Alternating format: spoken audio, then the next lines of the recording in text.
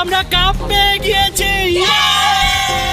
Hello বন্ধুরা, রাকিব হোসাইন টিমের Argentina versus Brazil football ম্যাচে নেওয়া হয়নি সানজিদা স্নিগ্ধাকে, আর এজন্যই এবার লাইভে এসে কি বললো সানজিদা স্নিগ্ধা এবং তার মা, এটি জানতে চলেছেন আজকের এই ভিডিওতে। তো বন্ধুরা চলুন ভিডিওটি না টেনে সম্পূর্ণ দেখা যাক।